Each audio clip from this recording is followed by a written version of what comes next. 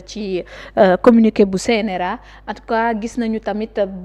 benn débat bu fi jug loolu ginnaaw kii di Umaru Sissoco Embalo ba ñu ko daal di tegee coup d'état fa nga xamante ni moom moo di ca Guinée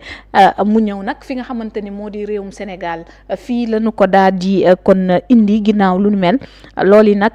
toftalu ci Umaru Embalo Sissoco daal di génnaat réew mi dem foofee ca Gabon ginnaaw nag dem fa nga xamante ni kon moom moo di ca Congo ginnaaw bi nga xamante ni nag président le premier ministre Ousmane Sonko génnee na ay kàddu ci jàpp ne loolee coup d'état comme bind la gën a nduru sax te coup d'état yi ñu namm di amle sa jàngat ci fee yooyu am diggante pays bu ñu jege loolu waaye relation diplomatique yi nga xamante ni dina ko am ak suñu réew ginnaaw xew-xew boobu. waaw au-delà même relation diplomatique yi ak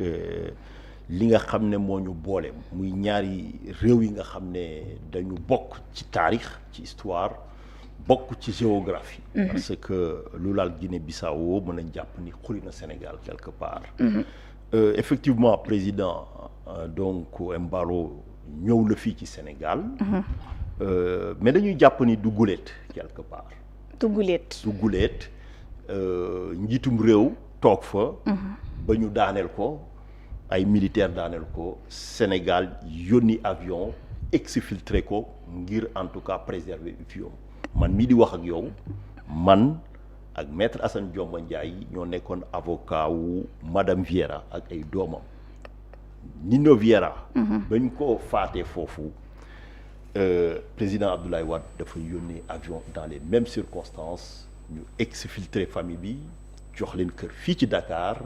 ay avocat sénégalais la jëlul ay avocat Bissau Guinée ñun ñoo porté action bi fële ci Abuja ba cour de justice de la CEDEAO condamné état Bissau guinéen pour atteinte au droit à la vie donc parce que dafa nekk droit bi nga xam ne dañ ko protéger donc ma jàpp ni dañu bokk ci taarix bokk ci géographie mais aussi bokk ci géopolitique quelque part donc moo tax tey gis nga ko am na déplacement bi nga xam ne acteurs yi def nañu ko fële ca Guinée-Bissau muy président wu commission donc donc mooy le docteur Aliou Touré muy le président en exercice de la conférence des chefs d'État et de gouvernement de la CEDEAO donc Mada Bio le président de la Sierra Leone muy aussi représentant bu CD bu Union donc bu Nations Unies pour l'Ouest pour l'Afrique de l'Ouest aussi def na déplacement bi ñoo ña nga fa woon tey ci benn taax bi nga xam ne mook pale ba ñoo jàkkaarloo toog nañu fa ay diir di janook le général Horta ak ñeneen ñi nga xam ne ñoom la tabb quelque part mi nga xam ne moo ŋànk bopp réew mi sànq rek laata ma dugg si fii ci laa doon xool li nga xam ne moom moo ma yónnee li nga xam ne moo tukkee ci ndaje boobu lu ñu tënk ñett la parce que gis nga ko déjà lu ñu njëkk a relevé moom mooy président Bassirou Diomaye annoncé woon nañu ko fa mais demut président Faure donc bu Togo demut président aussi donc bu Cap-Vert bi nga xam ne Neves donc annoncé woon nañu ko ñoom dañu jàpp ni effectivement peut-être xam nga médiation day laaj neutralité quelque part souvent ay médiateurs par exemple Guinée-Bissau ak Cap-Vert daanaka dañoo lëkkaloo ci taarix gis nga ko donc état bi nga xam ne mën na am benn intérêt géopolitique direct ou indirect rek donc ci bu ñuy def médiation dañ koy demander souvent en tout cas bu ñu sañoon mu retiré wu parce que booy def médiation waruñu la suspecter que mën nga jàppal nit tànk quelque part léegi ba ñu demee ba def loolu ci lu ñu tënk pour avant may tontu ci laaj bi moom mooy donc déjà militaires yi jël nañ engagement que ña nga xam ne ñoom lañ fa jàpp mooy donc déjà Domingo Mané donc mi nga xam ne donc téye nañu ko membre commission électorale yi nga xam ne ñoo waroon a proclamer résultat yi jàpp nañ ak yeneen i civil aussi que dinañ leen en tout cas libéré ci jamono yii di ñëw mais préciser wu ñu daal mais li ci gën a am solo moom mooy wax nañ aussi président en exercice su CEDEAO bi noté na que ñoom diiru bu at la ñu jàpp pour def transition maanaam jébbal nguur gi. un an daal dinañ ko defaat foofu laataa ñu. non moom ñoom loolu la ñu wax. ci lu ñu mais bëgg CEDEAO dégg na leen. léegi le 14 bii di ñëw dana am beneen conférence des chefs d'État bi nga xam ne danañ toog waxtaan seen biir ñoom ñooy décider est-ce que tey dañuy continuer di exiger sans délai. mooy élection yi nga xam ne am na le 23 résultat yi ñu fësal ko ci lu mu gën a gaawee parce que CEDEAO am na possibilité boobu et que tey donc ordre constitutionnel bi nga xam ne moo nërmeelu dañ leen demander ñu rétablir ko quelque part donc le 14 ci la mbir yi di commencer leer ci lañ xam fi ñuy tax man ci li ma gis xam ko ci relation géopolitique géostratégique yi am déjà yaa ngi fàttaliku ni première tentative bu renversement bi amoon pour Nino Vieira Sénégal intervenir woon parce que souvent entre Sénégal ak Guinée-Bissau day am ay accords de défense mais c'est ay accords secrets la quelque part par exemple boobu fondement bu joxoon Sénégal pouvoir mu intervenir c'est ce qu'on appelle en droit international l'intervention sollicitée quelque part c'est-à-dire ñaari président seen biir mën nañu jël engagement mutuel que suba boo amee situation de trouble intérieur donc maanaam rébellion wala coup d'état mën naa ñëw quelque part donc tey Sénégal dafa am benn position diplomatique mais aussi état pivot dans la stratégie de la sous-région donc tey Sénégal donc nekkul lañ koy bàkkoo mais dañu am ay intérêt direct yi nga xam ne foog ñu stabiliser situation bi Guinée-Bissau mënuñu bàyyi muy ñuy laam-laamee quelque part dañu am benn intérêt et que de la même manière maa ngi ko doon wax say naataango lu am Mali je déconseille fortement le Sénégal d'intervenir militairement parce que tout simplement maîtriser wuñu terrain bi c'est très grand ak yooyu tout ça et en plus menace bi lu gën a am solo mooy ñu ñàkk suñuy frontières tey dàquñu tey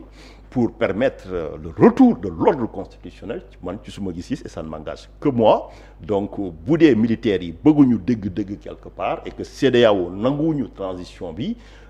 donc Sénégal en tout cas am nañ xarañteef ak mën bi nga xam ne bu ñu ko defee mën nañu rétablir l'ordre constitutionnel dans le respect donc de la charte de la CEDEAO sur la bonne gouvernance et le protocole. D'autant plus que tey boo xoolee foofee ca Guinée également. dans le cadre ba loolu yëpp aussi dans le cadre d'un mandat sous-régional de la CEDEAO. parce que wane nañ ko. démontrer cela comment on a fait partir Yaya Jammeh. oui kooku aussi donc c'est une manière aussi. de montrer que le Sénégal dafa am benn taxawaay bu mu war a taxawee fii nekk garant d'un certain nombre de valeurs et que tey suñu intérêt national bu ñu commandé ñu jël benn décision on doit pouvoir assumer cela parce que lu ñu war a jàpp mooy la sécurité du Sénégal ñun suñu kaaraange ça se joue à l'extérieur de nos frontières maanaam réew yi nga xam ne ñooñu seq quelque part. en gros tey bu ñu la déggee mooy Sénégal war na mën a am taxawaay boo xamante ni dinañ ko am ca biir Guinée rétablir di nga xamante ni moom moo di ordre constitutionnel bi ndax. waaw man jàpp naa ne lu gën a tax d'ailleurs président Diomaye peut-être bon sama analyse la nekk en retrait par rapport ak loolu. parce que ñun dañu am taxawaay bu ñu war a taxawee ci circonstances yu mel ni Guinée-Bissau. moom moo waral président Diomaye tey gisuñu ko ci mbooloo. peut-être bi waroon doxal sama analyse la parce que président par exemple Diomaye dégguñu ko mu wax. mais dégg nañ président par exemple bu Cap-Vert ne bon il a décliné participation. alors que ñëpp a ngi ko fa doon xaar parce que c'est un pays quand même lusophone. nga xam ne daanaka ñoom dañu booloo jaxasoo même population bi. moo nekk de part et d'autre donc il a expliqué cela et c'est tout à fait admissible quelque part parce que bu dee yow dans le futur t'es amené à jouer un rôle. parce que dañu jàpp ni aussi bon médiation ponk bu njëkk la. CEDEAO am na possibilité teg médiation parce que tey ña fa dem moom mooy conseil de médiation et de sécurité bi donc ñaari baat la médiation sécurité. tey aujourd'hui la stabilité de la Guinée-Bissau daam li nga xam ne dafa dépasser même élection. c'est-à-dire c'est un état bi nga xam ne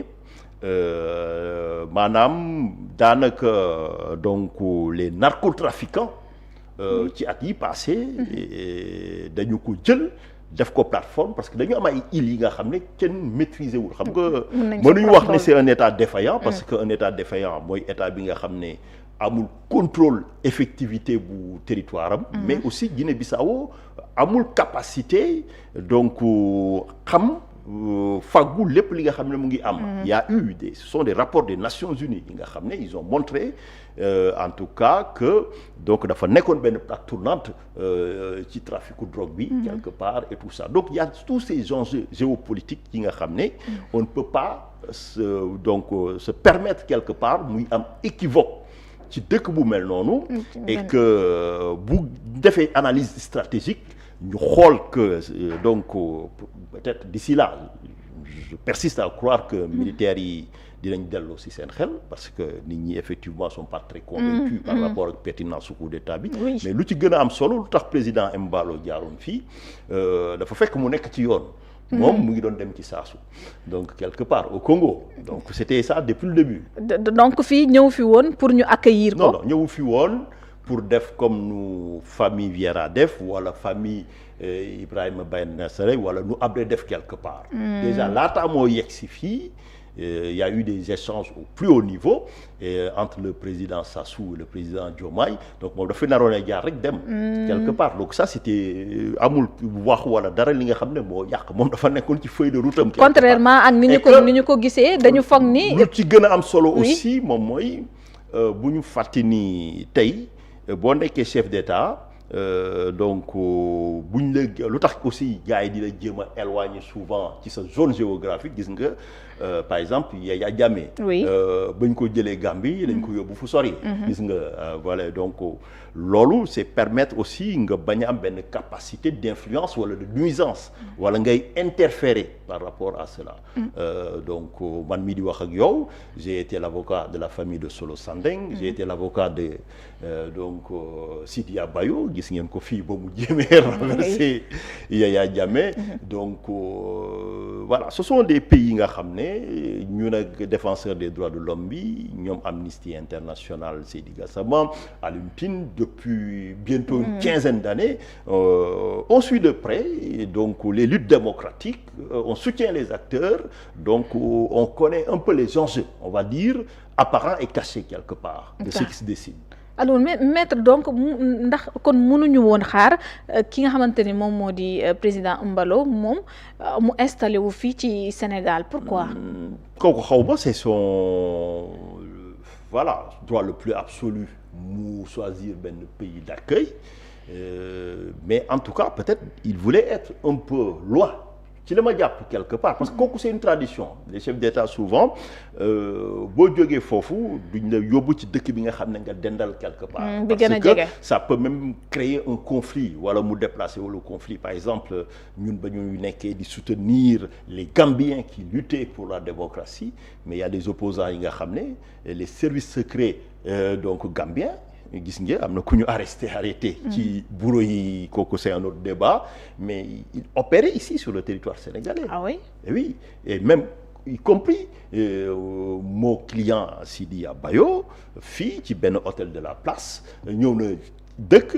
ñu ñëw service secret yi jël ay néeg yi nga xam ne ñoo nekkoon à côté di ko topp ci piscine bi di ko dëpp finalement affrontement entre garde du corps tribunal le mujjee tribunal de Dakar pour de violence donc pour woon ne la peut-être bu amee situation yu mel nii mieux vaut aller hors aire géographique bi nga xam ne habituellement fa lay nekk après lu tax mu jaar fii ou pas mënuma la ko wax ça c'est son voilà les convenances peut-être yi nga xam ne ça relève des chefs d'État qui ont apprécié mais li ci gën a am solo moi je pense que le Sénégal ne pouvait pas faire moins que ça moins que ça pourtant ci gisin boo déggee les voix sont élevées bi ñu déggee ni accueillir nañ ko fii au Sénégal ci gisin yenn ci Sénégalais jàppoon nañ ni Embalo du ku ñu mën a accueillir fii tey ci réew mi soo xoolee surtout ak li nga xamante ni moom moo xew déjà pertinence su coup d'état bi ñu ngi koy wax le premier ministre il a sa posture ci gisin sax dafay mel ni bokkul ak posture ak président de la République ci ni ñu ko accueillir moom lecture am la mais man jour prestation de serment, je pense, président Bassirou Diomaye Faye le 3 avril 2024. Les chefs d'État yëpp ñëw nañ fii ñu toog. Le président Embalo est très très très régulier au Sénégal. Oui, justement. Je pense que le président Bassirou Diomaye Faye, si je ne m'abuse, c'est le pays où il a fait le plus de déplacements officiels quelque part. C'est la Guinée-Bissau. Ni ma la ko waxee, c'est-à-dire bul fàtte ni. Donc déjà Guinée-Bissau dafa am frontière ak la Casamance quelque part. Wow. De la même manière que waa PAIGC ba ñuy xeex pour seen indépendance base arrière bi Sénégal la woon. Aussi donc gis nga parce que peut-être boobu yéen a ngi gënoon nekk ndaw mais temps Abdou Diouf la woon entre quand le conflit Sénégal donc plutôt Casamance était à son paroxysme quelque part il est arrivé que mu am ay escarmouches c'est-à-dire ay affrontements entre armée sénégalaise ak armée bissau-guinéenne parce que tout simplement day am ay rebelles yi nga xam ne dañuy opérer ay attaques wala def ay tentatives fii droit international may na Sénégal mu exercer lu ñuy woowee droit de poursuite maanaam bu ñu defee infraction fii wala ay attaques ñun yoon may nañu ñu xëtt seen frontière poursuivre leen foofu et que ñoom bu ñu duggoon dañ doon riposter quelque part mais gis nañ ni ces dernières années quand même la Guinée-Bissau a aidé le Sénégal à stabiliser le conflit kooku mënuñu ko bañ ndax seen intervention je sais pas mais en tout cas on a stabilisé taxaw nañ benn état bi nga xam ne principe de bon voisinage moo ko lal quelque part donc état nag noonu la état booy taxaw da ngay am lecture am calcul xam kan moo lay jàppale ak ci kan nga mën a compter quelque part aujourd'hui mën nañ jàpp sur le plan sécuritaire jusque là ñun gisoon nañ ñu mu taxawee kuy ñëw wala ñi fi nekk tey nan lañ nar a taxawee yàlla rek a xam waaw loolu la ndax jàpp nga ne tey kàddu yooyu président le premier ministre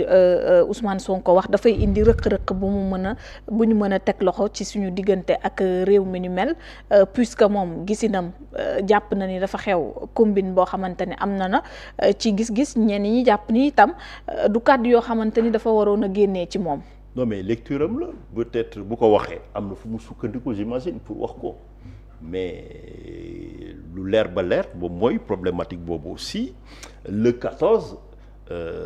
avant toute chose va falloir que la conférence des chefs d'État et de gouvernement ñu gëstu ko quelque part pour xam est-ce que les faits allégués est-ce que